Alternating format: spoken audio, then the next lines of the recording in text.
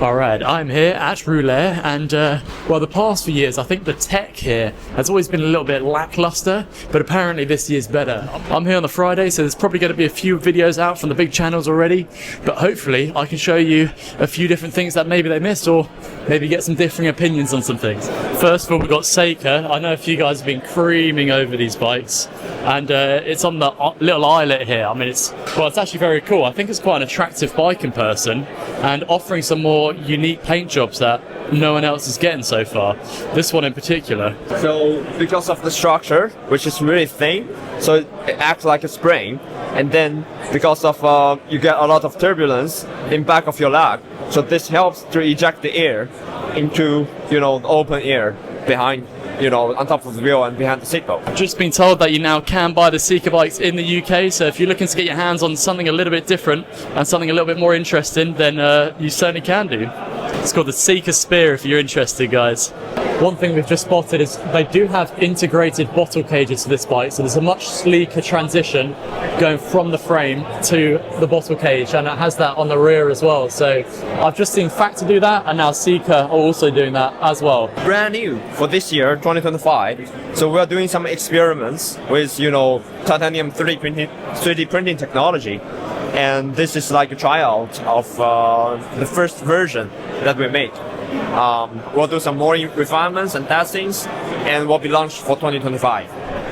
Next up, Cervelo. I don't know about you guys, but I am an absolute TT nerd, and here is the double reserve disc, which we saw a Wout van Aert ride at the World Champs, and well, it looks rather striking here, especially with this paint job. Not really sure what it is, but it's kind of like this oil painting in there, and it just looks really sleek. That massive filled-in SRAM chainring. The front end, I mean, it's a little bit of a weird position, really high arms there, but I guess if you ride it, you ride it. And then finally, look at the width of this front wheel. I mean, you can see the tyre, and just show how much it blows out there. I assume that's probably for wind stability whilst you're cycling, if you do get side winds, although I don't think I'd run it myself. And if I compare the front, look how chunky that boy is, and how much wider it goes out from the tyre. But on the back, it's got more of a dish. I assume it dishes to probably hide the cassette a little bit, but I'm just making assumptions here. One thing I have just spotted is this grippy sticky tape that sits on top of his saddle here, and well, I thought it was going to be a lot stickier than it looks. It just feels like hard plastic to me. Basically just touched Wout van Aert's arse. The polka dot paint job, I mean, you can't go wrong with this.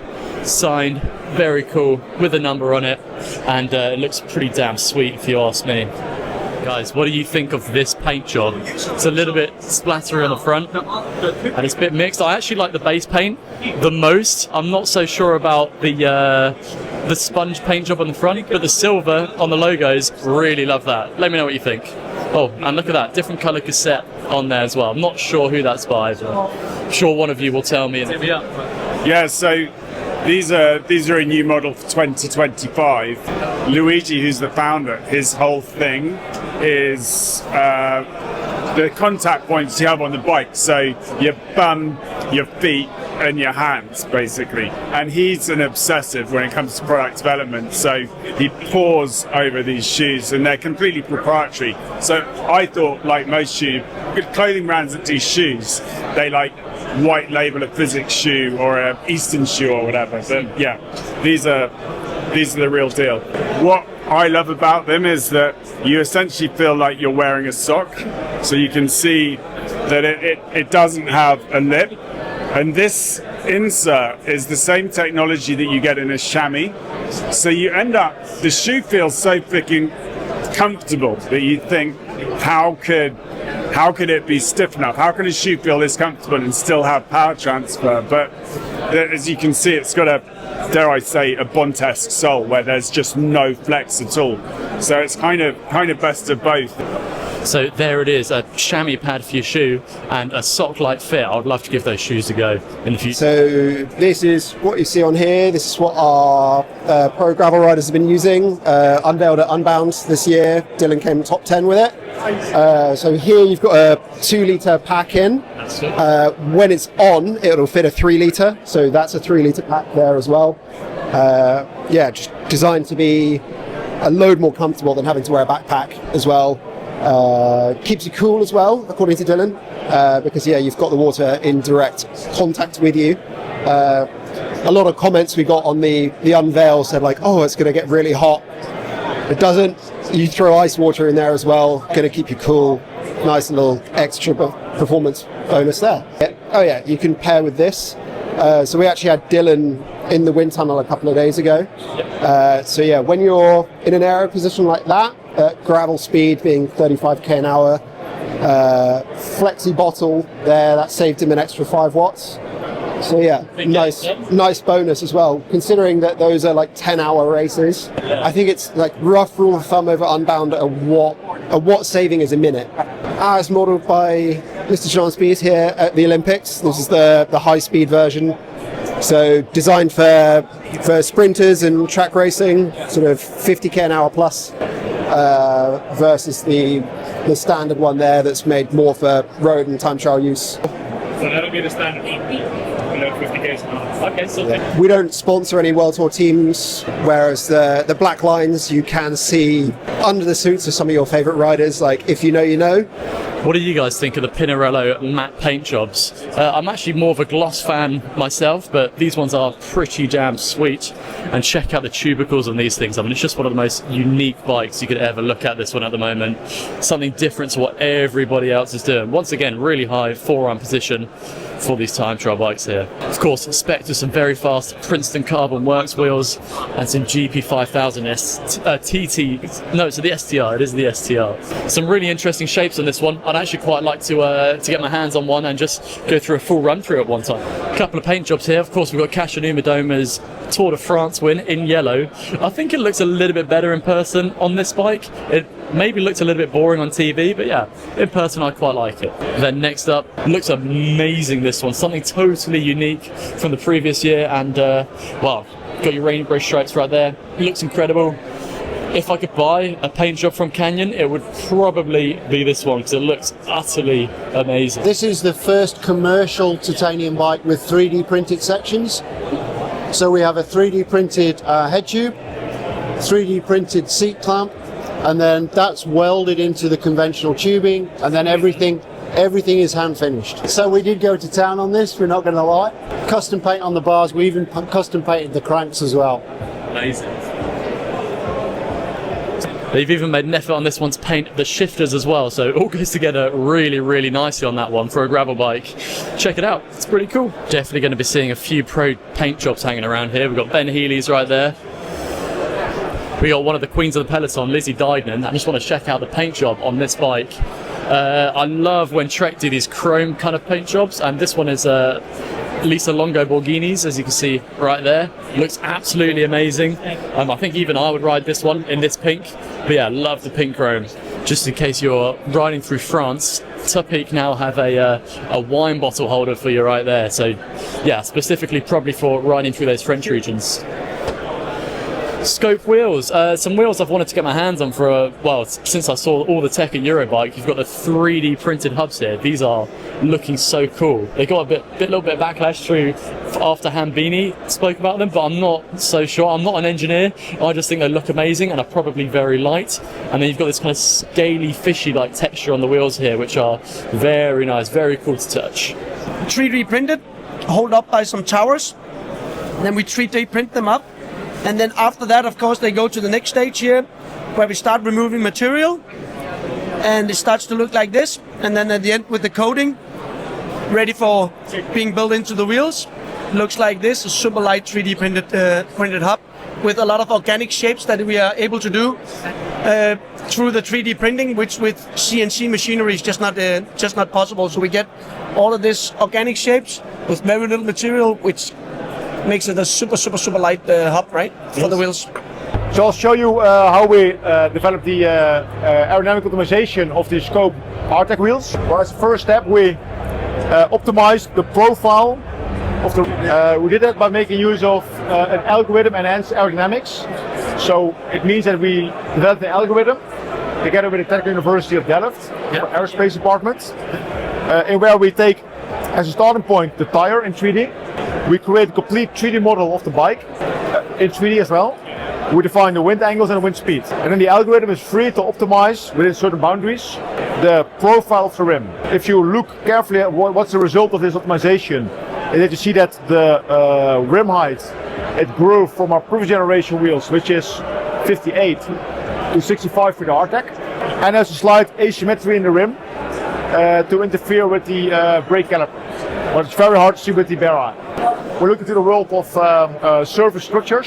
What is the behavior of the wind and how sticky is it to the object? Okay. So we found a scientific article of a scientist where he took a real fish, dead fish, but he applied arrowing over the fish scales. Okay. And he found out that the fish scales generate different air streaks, which has a stabilizing effect on the wind.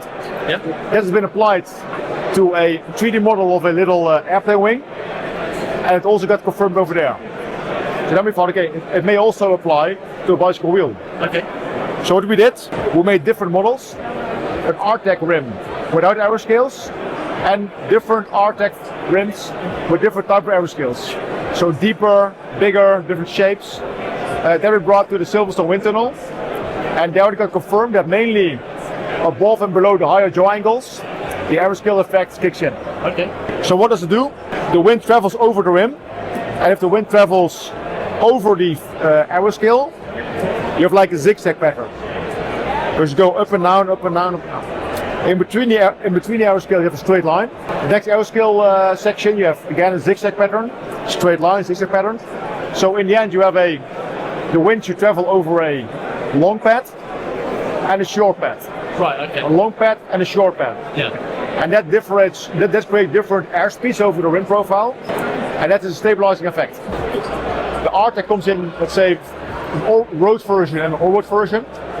The road version has a internal width with a hook tire bed of 23 millimeters, and they are optimized for 28 millimeter tires. Okay.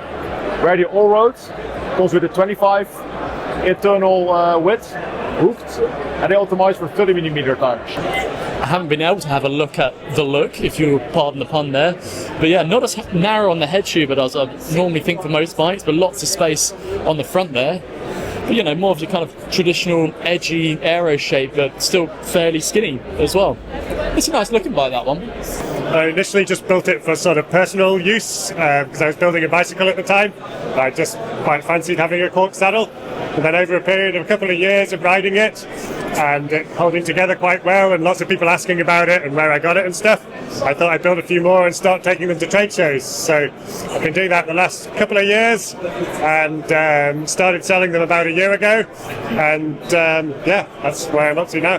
They're made, they're molded, it's molded cork. So the cork's grown out in Portugal, starts out as a tree, and they can harvest the cork bark off it every 10 years. Most of the cork gets used to make wine stoppers, but the leftover bits they can kind of scoop them up and you can put them into a mould, and you can mould them into any shape basically. It costs about £3,000 to make a cork mould, and once you've got the mould you can make as many pieces as you like. And there's this one with the kind of like cloudy, thunderous, almost dusky look. It's nice. I'm not sure I'd have this one. Then they've got that RSL bottles. I didn't know that they actually did different colours in their bottle cages, or maybe it's just this special edition one that they've got right here. Everything new. Right, so the challenge we set ourselves is 7 weeks ago we had no design, we had a blank piece of paper, and what Ben challenged us to do is actually design and develop and manufacture a bike in 7 weeks and have it 7 weeks. No, the bike isn't even. We had nothing 7 weeks ago. We didn't even have a design. So it's to prove that we actually design, develop, and manufacture in the UK. So we manufacture up in Stoke. Thursday morning, we took it for its first ride round the car park. Yeah, to prove that it was a rideable bike. That was the challenge. So that's what we've done. We developed a gravel bike. So the challenge we've set ourselves is we got 50mm tyre clearance, but whilst retaining a standard bottom bracket width. So we've got a standard Q factor as well. Oh, I see. I can see how close the cranks are to the. Yeah. So we've still got 50. We've had to be innovative in our approach on the stays and up the carbon layup, because we want the back end to articulate a little bit to dampen out some of the road vibrations or the gravel vibrations. So is that why it's a little bit thinner here, a little bit thinner? Yeah, so here? hopefully we get some movement at the back end. Gotcha. We also used a new material that we're going to tell people about a little bit in a few months time. It's a bio-derived composite which actually takes some of the road vibration and gives you more compliance in the whole frame. There's definitely enough video for 2 parts of this, so join me for part 2. I'm going to release it tomorrow.